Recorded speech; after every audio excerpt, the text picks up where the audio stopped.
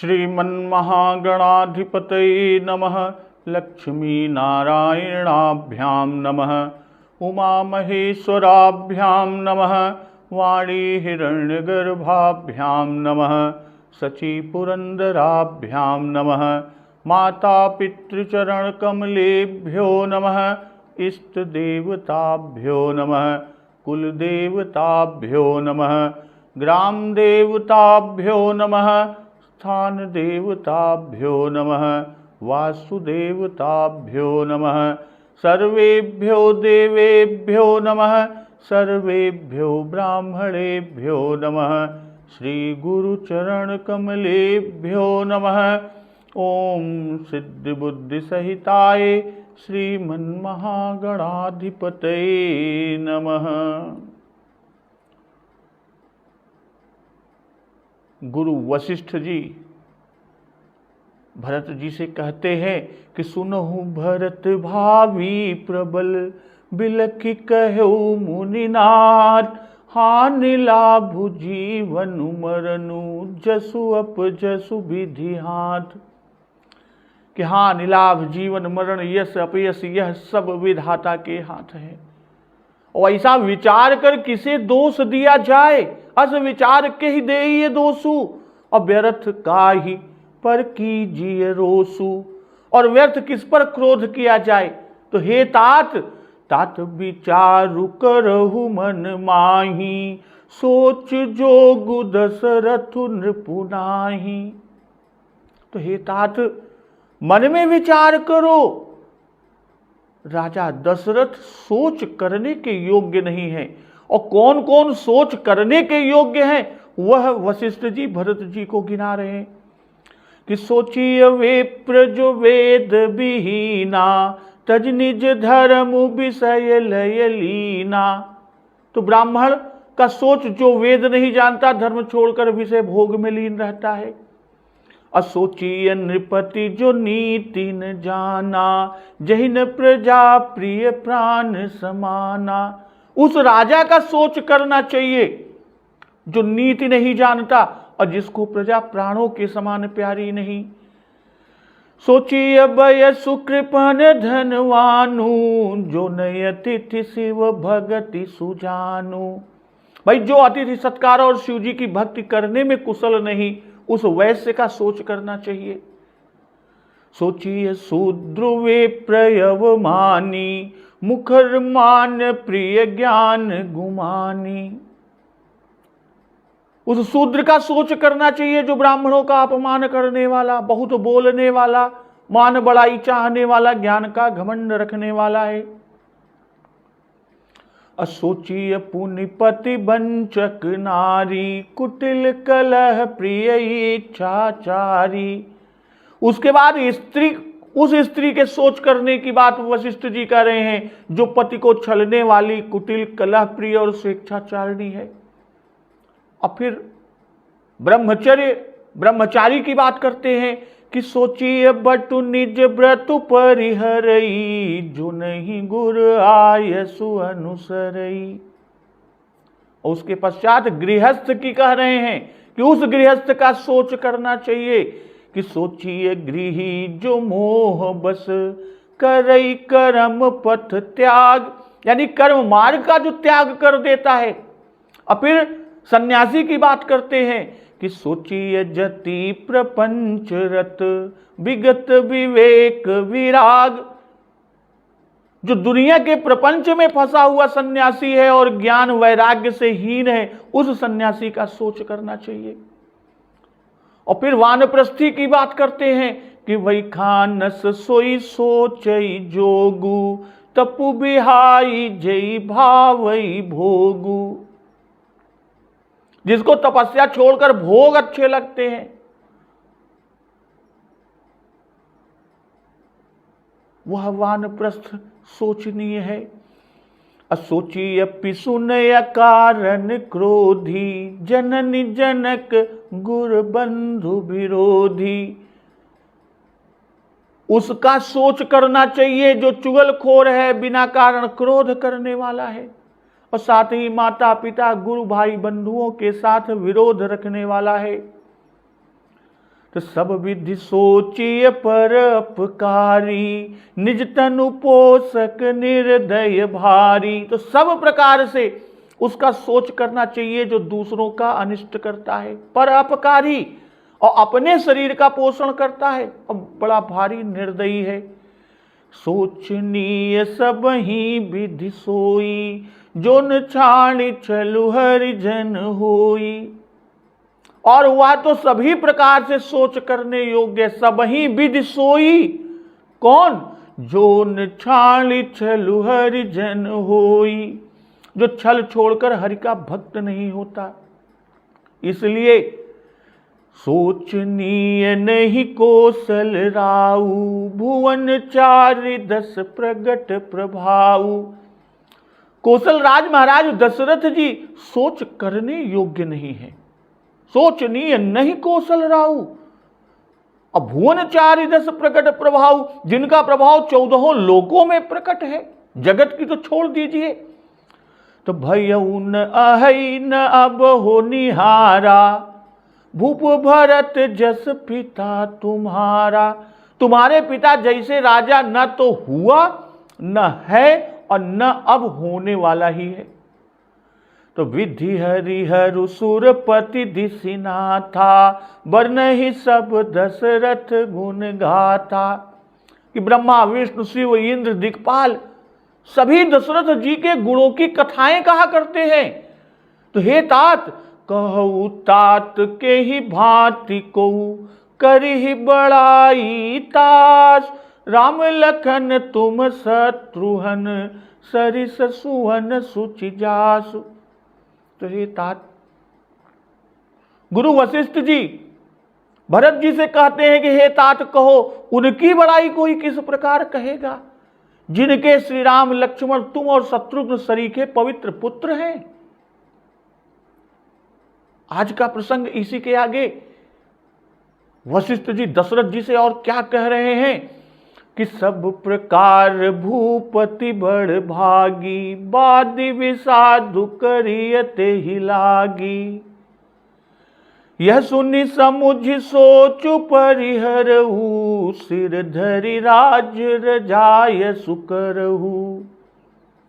राय राजपद तुम कहूँ दीन्हा, पिता बचन फुर चाहिए कीन्हा। तजे राम जेहि बचन ही लागी, तनु परिहरहु राम बिरहागी। नृपहि बचन प्रिय नहीं प्रिय प्राणा, करहु तात पितु बचन प्रवाना। करहु शीस धरि भूप रजाई, है तुम कह सब भांति भलाई। परशुराम पितु आज्ञा राखी, मारी मातु लोक सब साखी। तनय जाति जौबन दयऊ, पितु आज्ञा यज्ञ अज सुन भयऊ। अनुचित उचित विचारु तजी, जे पालहि पितु बहन। ते भाजन सुख सुजस के, बसहि अमर पतियन। तो गुरु वशिष्ठ जी भरत जी को जब बताते हैं कि जिनके श्री राम लक्ष्मण तुम और शत्रुघ्न सरीखे पुत्र हैं, तो भला उनकी बड़ाई कोई किस प्रकार करेगा। तो सब प्रकार भूपति बड़ भागी, बादि विसाधु करिय ते ही लागी। कि राजा सब प्रकार से बड़भागी थे, सब प्रकार भूपति बड़भागी। अब बादि विषाद करिय ते ही लागी, उनके लिए विषाद करना व्यर्थ है। यह सुनि समुझ सोचु परिहरहु, सिर धरि राज रजाय सुकरहु। यह सुन और समझ कर सोच को त्याग दो और महाराज दशरथ जी की आज्ञा सिर चढ़ाकर और उनके अनुसार करो, तदनुसार करो। तो राय राजपद तुम कहूं दीन्हा, पिता बचन फुर चाहिए कीन्हा। राजा ने राजपद तुमको दिया है, पिता का वचन तुम्हें सत्य करना चाहिए। तजे राम जेहि बचन ही लागी, तनु परिहरेउ राम बिरहागी। जिन्होंने वचन के लिए ही श्री रामचंद्र जी को त्याग दिया और राम विरह की अग्नि में अपने शरीर की आहुति दे दी। तनु परिहरेउ राम बिरहागी, राम विरह रूपी अग्नि में अपने शरीर की आहुति दे दी। वशिष्ठ जी भरत जी को समझा रहे हैं कि नृपहि बचन प्रिय नहीं प्रिय प्राणा, करहु तात पितु बचन प्रवाना। भाई राजा को वचन प्रिय थे कि नृपहि बचन प्रिय नहीं प्रिय प्राणा, करहु तात पितु बचन प्रवाना। इसलिए हे तात, पिता के वचनों को सत्य करो, उसको प्रमाण करो।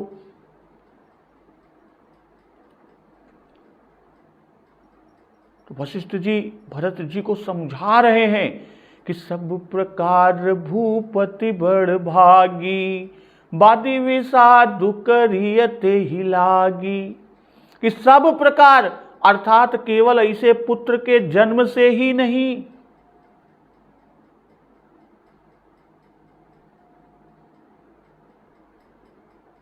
फिर जाति कुल वैभव धर्म कर्म आदि और श्री राम विरह में मरण सभी प्रकार से बड़भागी हैं। सब प्रकार भूपति बड़भागी, और इतना करने पर शोक दूर न देख कहते। इतना करने पर शोक दूर न देख वशिष्ठ जी कह रहे हैं कि एहि सुनि समुझी, अर्थात हमारा वचन सुनकर मन में विचार कर सोच को त्याग दो। जब वशिष्ठ जी ने कहा कि यह सुनि समुझ सोच परिहरहु, सिर धरि राज रजाय सुकरहु। यह सुन और समझकर सोच को त्याग दो और राजा की आज्ञा सिर चढ़ाकर उसी के अनुसार करो। और क्या कि राय राजपद तुम कहूं दीन्हा, पिता बचन फुर चाहिए कीन्हा।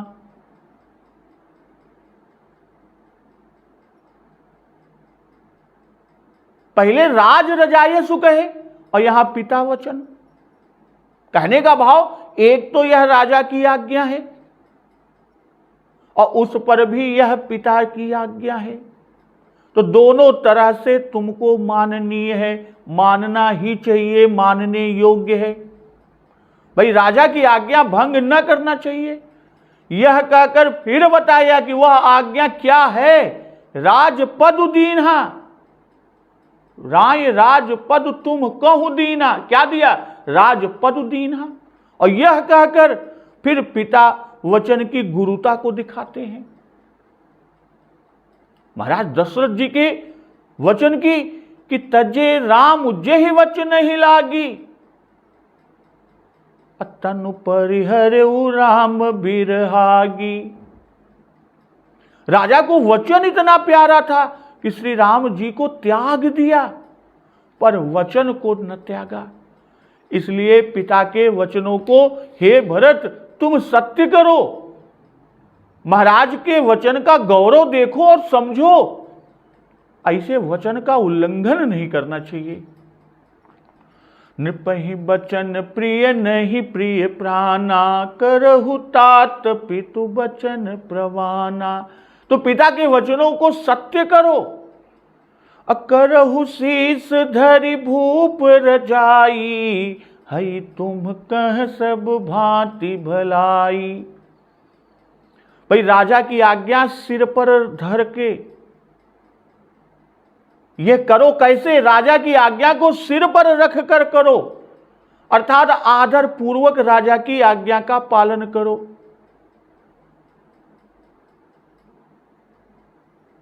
इसमें तुम्हारी सब तरह से भलाई है। हाय तुम कह सब भांति भलाई, इसको करने में सब प्रकार की भलाई है। परशुराम पितु आज्ञा राखी, मारी मातु लोक सब साखी। भाई सभी लोग इसके साक्षी हैं। किस चीज के? कि परशुराम जी ने पिता की आज्ञा मानी और अपनी माता का गला काट दिया, माता को मार डाला। और तनय जाति ही जौबन दयऊ, पितु आज्ञा अज सुन भयऊ। और राजा ययाति के पुत्र ने ययाति को अपनी जवानी दे दी। पिता की आज्ञा के कारण उनको पाप और अपयश नहीं हुआ। तो अनुचित उचित विचारुत जी, जे पाल ही पितु बहन, ते भाजन सुख सुज सुके, बसही अमर पतियन। उचित अनुचित का विचार छोड़कर जो अपने पिता के वचनों का पालन करते हैं, वे लोक में सुख और सुयश के पात्र हैं और अंत में अमरावतीयन इंद्रपुरी में बसते हैं।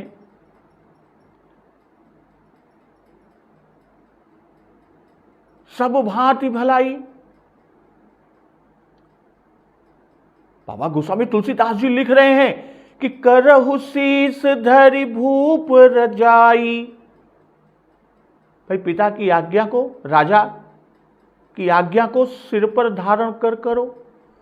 और हई तुम कह सब भांति भलाई, तुम्हारी सब तरह से भलाई। भाई लोक में सुख भोग करोगे, परलोक भी बनेगा। इसके प्रमाण में परशुराम जी और ययाति के पुत्र का उदाहरण वशिष्ठ जी देते हैं कि एक ने यानी परशुराम जी ने पिता की आज्ञा से माता को मार डाला और दूसरे ने ययाति के पुत्र ने अपने पिता राजा ययाति को अपनी जवानी दी, जिससे पिता ने इसकी माता से संभोग सुख किया। और दोनों आज्ञाएं और दोनों कार्य मातृवध और मातृगमन अनुचित थे, फिर भी दोनों को यश ही प्राप्त हुआ। पाप का भागी कोई नहीं हुआ, कोई भी पाप का भागी नहीं बना। क्यों? क्योंकि यदि वे पापी माने जाते तो उनको अवश्य अपयश होता। बिन वघ अजस की पावई कोई। तो इन उदाहरणों को बताने वशिष्ठ जी ने जो ये उदाहरण दिए परशुराम जी के और राजा ययाति के पुत्र के, कि पाप कर्म जो सर्वथा अनुचित है और उसे भी करने की आज्ञा यदि पिता दे और पुत्र उसे मान कर करे तो भी उसे पाप नहीं होता। आगे बतावेंगे कि सुयश और भोग होता है जब अनुचित आज्ञा के पालन में सुख और सुयश है, तब तो तुम्हारे पिता की आज्ञा तो लोक और वेद सम्मत है, उसमें कैसे कोई भी बुराई आ सकती है। उसमें तो अवश्य लोक सुयश परलोक सुख प्राप्त होंगे। श्री भरद्वाज जी ने भी यही बात कही है कि लोक वेद सम्मत सब कहई, जहि पितु देहि राजु सोलहि। करते हो राज न तुम्हें न दोषु, राम ही होत सुनत संतोषु। श्री वशिष्ठ जी के इन वाक्यों से स्पष्ट है जो उन्होंने भरत जी से कहा कि वे जानते हैं कि भरत जी राजा की आज्ञा को अनुचित समझते हैं, नहीं तो अनुचित कार्य करके भी यश पाने वालों का दृष्टांत वशिष्ठ जी न देते। परशुराम जी की कथा कि माता पिता ही उरिन भय नहीं के में और ययाति महाराज की कि सुर पुर ते जनु खसे उज जाती। भाई पुरु ययाति का छोटा पुत्र था, तो पुरु को ययाति ने राज्य दिया और यहां भरत छोटे हैं, उनको महाराज दशरथ जी ने राज्य दिया। वहां जवानी के बदले में राज्य दिया और यहां वर के बदले में, तो दोनों अनुचित है। भाई दोनों अनुचित हैं। अब पहले परशुराम जी का उदाहरण दिया, पर इसमें भरत जी को उत्तर देने की राह मिलती, कोई गुंजाइश हो जाती कि भरत जी कुछ उत्तर दे देते। भरत जी कह सकते हैं कि वे तो ईश्वरावतार हैं, भाई परशुराम जी तो ईश्वर के अवतार हैं, परशुराम जी के कर्म के करने का हमको अधिकार नहीं, न देवचरितम चरेत। यह कहते कि वे ब्राह्मण थे, समर्थ थे, उन्होंने फिर माता को जिला लिया, उनकी बराबरी कौन कर सकता है।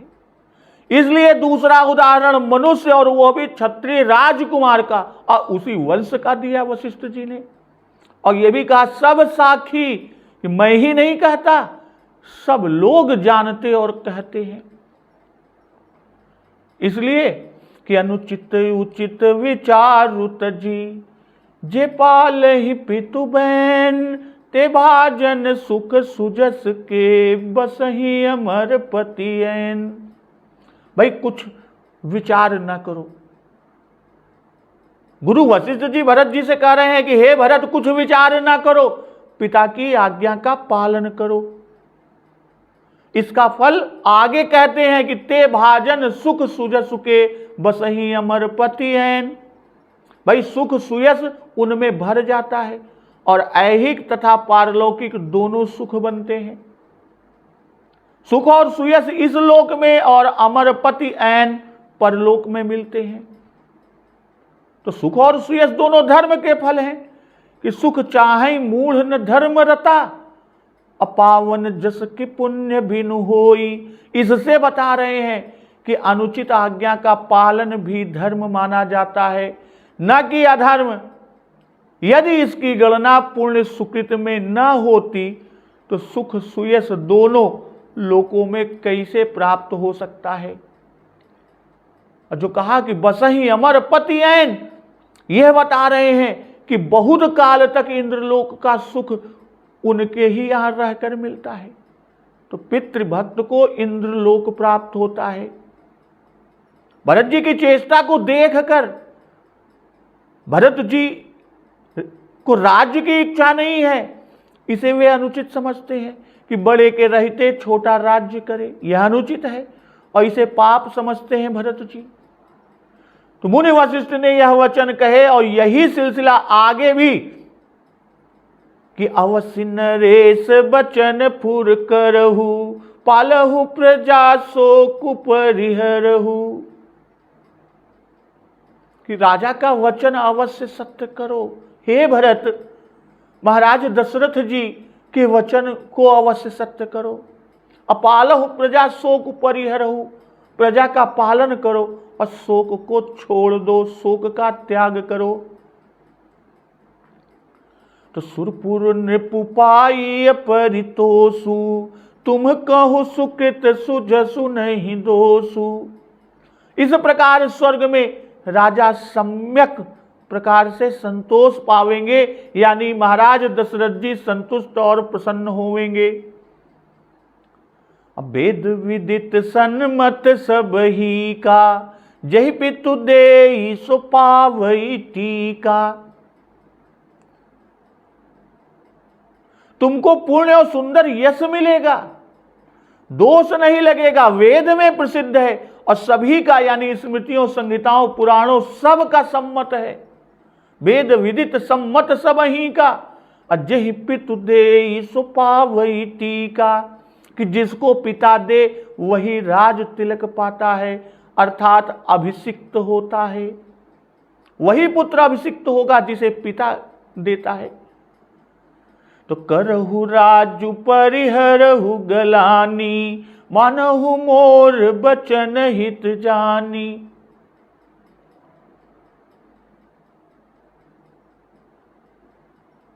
तो यहां कहते हैं कि इसलिए तुम राज्य करो। हे भरत, तुम राज्य करो, ग्लानि को छोड़ो, ग्लानि का त्याग करो और मेरा वचन हितकारी समझकर मानो। मानहु मोर बचन हितकारी, मेरा वचन हितकारी समझकर मानो। भाई राज्य ग्रहण की आज्ञा पालन करने में भरत की चेष्टा बराबर उदासीन दिखाई पड़ी।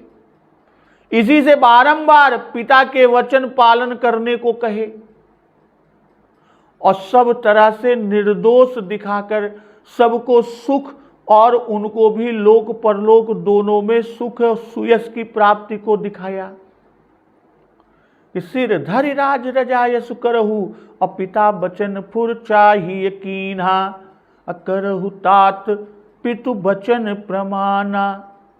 करहु शीस धरि भूप रजाई, और आगे अभी कि अवश्य नरेश बचन फुर करहु, आगे माता मंत्री सभी ने यही कहा कि पूत पथ्य गुरु आयसु अहि, तो सिर धरि गुरु आयसु अनुसरहु। भाई गुरु जी ने पिता और राजा का वचन मानने को कहा। गुरु वशिष्ठ जी ने भरत जी से,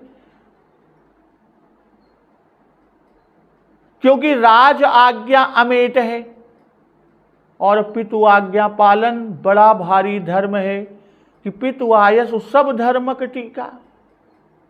इसलिए बारंबार कहा, बार बार कहा। पिता वचन पालन के लिए तो गुरुजी कह ही चुके। मंत्री महाजन और माता ने देखा कि इसका कुछ प्रभाव नहीं पड़ा भरत जी पर, इससे उन्होंने सहमत होते हुए गुरु आज्ञा पालन करने को कहा और यह समझकर गुरु का कहना अवश्य मानेंगे। तो इस प्रसंग में बाबा गोस्वामी तुलसीदास जी ने यह दिखाया कि प्रजापालन राजा का मुख्य धर्म है और राजा मंत्री राजकुमार राज्य संबंधी सभी लोगों को प्रजा के सुख का कैसा ख्याल रखना चाहिए। भाई मुख्य धर्म जानकर इस पर बारंबार गुरुजी ने जोर दिया कि पालहु प्रजा शोक परिहरहु तेउ प्रजा सुख होई सुखारी, अपरिजन प्रजा सचिव सब अम्बा, तुम ही सुत सब कह अवलंबा। माता श्री राम जी से कहती है, बेग प्रजा दुख मेटब आई, तुम बिनु भरत ही भूपति ही प्रजा ही प्रचंड कलेश। श्री राम जी भी कहते हैं, मैं बन जाऊं तुम्हें लई साथा, होई सब विधि अवध अनाथा, जासु राज्य प्रिय प्रजा दुखारी, सो नृपय वसी नरक अधिकारी। अकरहु प्रजा परिवार सुखारी, अपालहु पुहुम प्रजा रजधानी, अपालेहु प्रज ही करम मन बानी। यह भरत जी को संदेशा है। अब भरत जी कैकेयी से इसी से रूठे कि दीन्हेउ प्रज ही शोक संतापु। और आजकल के राजाओं महाराजाओं और राज्याधिकारियों को यह उपदेश है। भाई हठी मिनिस्टर डिक्टेटर अपना हठ रखने के लिए प्रजा पर गोली चलवा देते हैं, लाठी चलवा देते हैं, और सारी प्रजा जिसका विरोध करती है वही वह हठ पूर्वक करते हैं। और कहा कि शोक परिहरहु, इसमें एक अर्थ और निकलता है कि प्रजा का शोक सम्यक प्रकार से हरो, परितोषु सम्यक तोष। असन्मत सब ही का, भाई छोटे बड़े सबका यही मत है, सबकी सम्मत है। नीति संहिता पुराण सब में कहा है। शुक्राचार्य ने ययाति को यह आज्ञा दी कि जिसको चाहे राज्य दे। सबसे छोटे को उन्होंने राज्य दिया पुरु को, और सब ऋषि इस नीति से संतुष्ट रहे। शुक्राचार्य जी नीति के आचार्य हैं और उन्होंने आदेश दिया, करहु राज परिहरहु गलानी, अर्थात हर्ष पूर्वक राज्य करो, ग्लानि का त्याग करो। मानहु मोर वचन हित जानी, तो मानहु मोर वचन, भाई एक तो राजाज्ञा, दूसरे पिता की आज्ञा, पितु आज्ञा है, तीसरे हम गुरु हैं, हम भी पिता का वचन मानने को कहते हैं, तो मेरे वचन को तो मानो। भाई आज्ञा तो राजा की ही है और कहता मैं हूं कि करो, इसलिए करो, हमारे वचन तुम्हारे लिए हितकर हैं। मानहु मोर वचन, इसी को माता मंत्री सबने गुरु आज्ञा माना है कि कीजिए गुरु आयसु, अपूत पथ गुरु आयसु वही। पर भरत जी ने इसे उपदेश ही माना कि मोहि उपदेश दीन है गुरु नी का।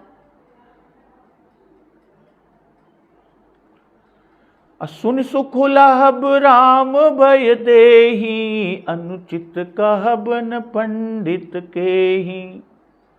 श्री रामचंद्र जी और जानकी जी इस कार्य को सुनकर सुख पावेंगे। सुन सुख लहब राम भय देहि, श्री राम जी और माता वैदेही जानकी जी इस कार्य को सुनकर सुख पावेंगे।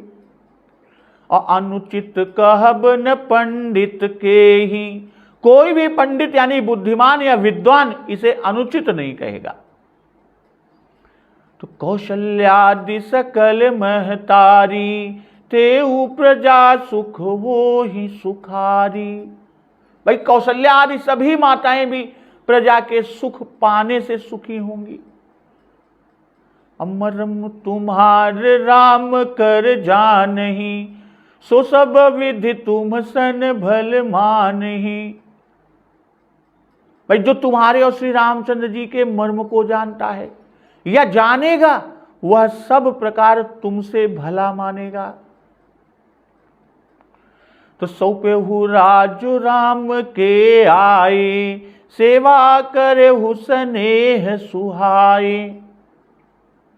श्री रामचंद्र जी के आने पर राज्य उन्हें सौंप देना। भाई 14 वर्ष बाद लौट कर आएंगे, तब उनको राज्य सौंप देना। और सुंदर स्नेह सहित सेवा करे स्नेह सुहाए, और सुंदर स्नेह सहित उनकी सेवा करना। तो कीजिए गुर आय सुअवसी, कहि सचिव कर जोरी। रघुपति आए उचित जस, तस तब करब बहोरी। मंत्री हाथ जोड़कर कह रहे हैं कि गुरु जी की आज्ञा का अवश्य ही पालन करना चाहिए, उनका पालन कीजिए। और श्री रघुनाथ जी के आने पर जैसा उचित हो तब फिर वैसा कीजिएगा। गुरु वशिष्ठ जी भरत जी को समझा रहे हैं कि यदि ये सोचते हो कि श्री राम जी को बुरा न लगे क्योंकि उनको वन देकर राज्य लिया जा रहा है, तो उस पर कहते हैं कि पितु आज्ञा पालन और तुम्हारा राज्य सुनकर सुख लहब राम भय देहि। भाई पहले भी सुख माना, भरत प्राण प्रिय पावहि राजू, और भाई भरत यश राऊ। पिता को कैकेयी से उऋण देखकर, अपनी आज्ञा का पालन देखकर, कि तजब नीति राज पद पाए। और भरत जी के वचन से भी भाव निकलता है, प्रभु पितु बचन मोह बस पेली, आयऊ इहां समाज सकेली। भाई प्रजा को सुखी देखकर इन सब बातों से उनको सुख प्राप्त होगा। सारे पंडित प्रशंसा, विद्वान प्रशंसा करेंगे। श्री राम जी के संबंध की शंका दूर किया। किसने? गुरु वशिष्ठ जी ने भरत जी के मन में जो श्री राम जी के संबंध की शंका थी उसको दूर किया। अब दूसरी शंका हो सकती है, भाई श्री सीताराम जी भले ही सुखी हो, पर सब माताओं को दुख होगा कि हमारे पुत्रों को वन भेजकर राज्य करते हैं। तो उस संदेह को मिटाते हैं गुरु जी, गुरु वशिष्ठ जी उस संदेह को भी मिटाते हैं कि वे सब प्रजा के दुख से दुखी हैं, और प्रजा को सुखी देखकर वे भी सुखी होंगी। क्यों? क्योंकि माताएं प्रजा को पुत्र समान मानती हैं। कि परम तुम्हार राम कर जानहि,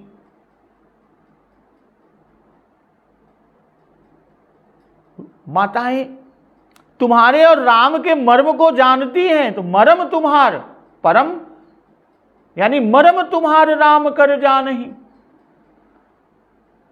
और इतना ही नहीं, सो सब विधि तुम सन भल मानहि। इससे वे सुख मानेंगी। सब प्रजा जानती है। क्या मर्म जानती है? कि दोनों में परस्पर प्रेम है, दोनों का एक सा स्वभाव है। तुम उनके प्रतिकूल नहीं हो, उनके विरोध में नहीं हो। इस पर भी यदि वे कहें कि सब सुख माने पर हम राज्य न लेंगे, तो उस पर गुरु वशिष्ठ जी कहते हैं कि सौंपेहु राज राम के आए, सेवा करे स्नेह सुहाए। ठीक है, जब राम जी लौट कर आवेंगे तो राज सौंप देना, सेवा करना, और यह स्नेह की शोभा है। और जो सदैव राज्य करो तो धर्म की शोभा, क्योंकि पिता दत्त राज है।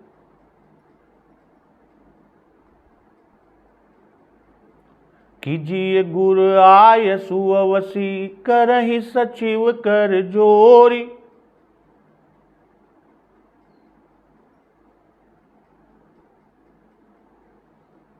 भाई बाबा गोस्वामी तुलसीदास जी वशिष्ठ जी का जो संभाषण किया, इस संभाषण की सजावट बड़ी ही मोहक है। इसकी कारण परंपरा जितनी सरल और सादी है, उतनी ही परिणाम कारक भी है। इस भाषण को सुनकर, यानी वशिष्ठ जी के भाषण को सुनकर, सभी सभासदों को वह गुरु आयस यानी गुरु की आज्ञा पत्र सा ही प्रतीत हुआ। पर यहां प्रश्न तो यह है कि क्या यह भाषण आज्ञात्मक हो सकेगा? यदि यह भाषण आज्ञात्मक होता तो क्या भरत जी उसका विरोध अपने भाषण में कर सकते? करते ही तो क्या वशिष्ठ जी ऐसा अपमान सह लेते जो सहन न कर सकते थे? यही तो है, क्या वशिष्ठ जी ऐसा अपमान सह लेते, और जो सहन कर सकते तो क्या उसका परिणाम भरत जी को भुगतना न पड़ता? इन सब विचारों में से कहने में शंका ही होती है कि भाषण आज्ञात्मक था। इसके अतिरिक्त यदि वशिष्ठ जी भरत जी को अपनी आज्ञा का भंग करने वाला समझते तो वे स्वयं भरत जी के साथ वन न गए होते और श्री राम जी के सामने चित्रकूट पर भरत की प्रशंसा भी न करते।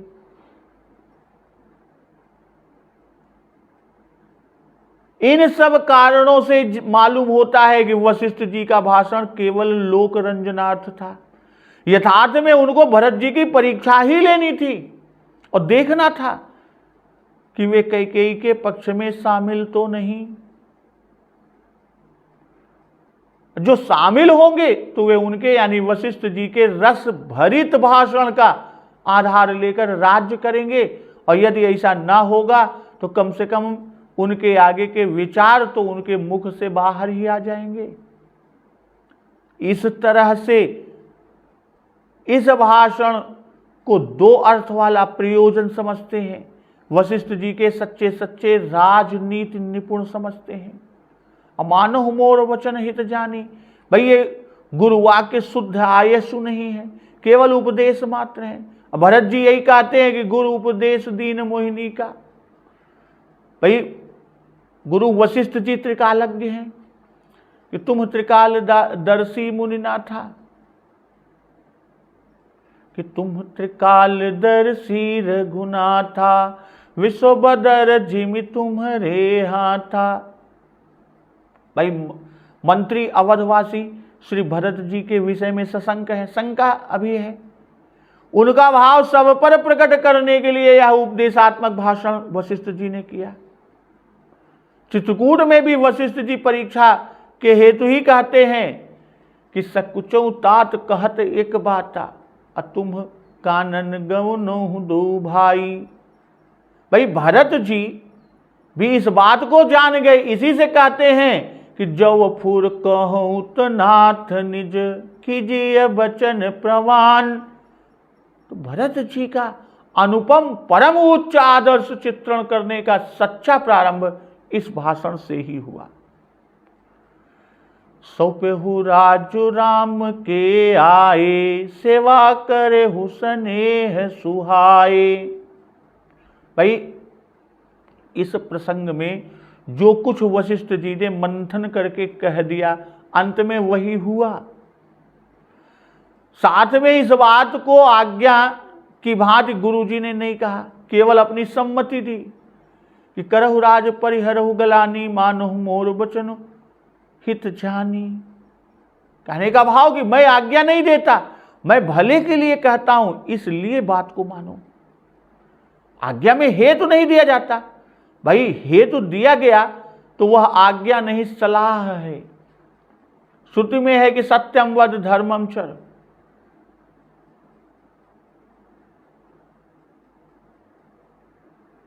यद्यपि सचिव और माता भरत जी पर अधिक दबाव डालने के लिए उसे आज्ञा के रूप में ग्रहण करने को कहते हैं, कीजिए गुरु आयसु अवसी, कहीं सचिव कर जोरी।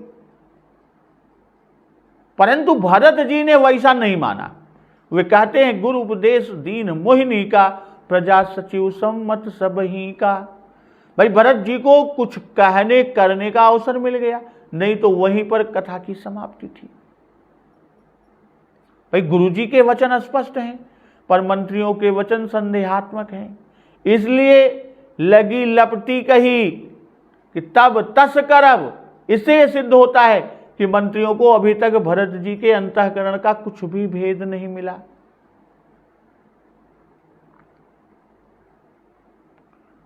फिर उनको संदेह है कि कैकेयी न कहे कि राम क्यों राज्य करें। भरत ही क्यों न करें।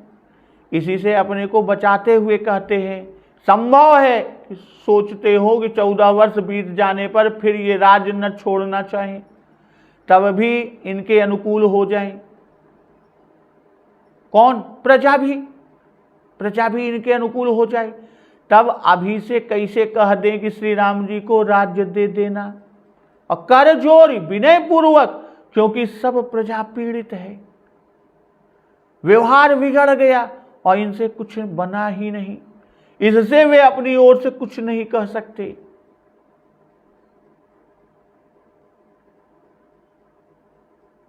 गुरु वचन प्रभु सम्मति अर्थात साथ हुक्म के है, और सचिव के वचन सुहृद सम्मति और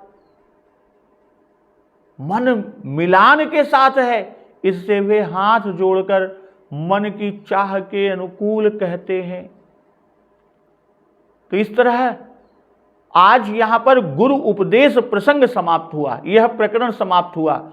और अब आगे हम लोग कि भरत जी गुरु जी के आदेश को सुनते हैं, फिर माता कौशल्या, मंत्री आदि लोग क्या कहते हैं भरत जी से, उस प्रसंग का श्रवण अमृत रसपान हम लोग अगले दिवस की कथा में करेंगे। तो एक बार जोर से बोलिए, सियावर रामचंद्र की जय, पवन सुत हनुमान की जय, जगत जननी मां जगदम्बा की जय, गुरुदेव भगवान की जय, उमापति महादेव की जय। जय श्री राम।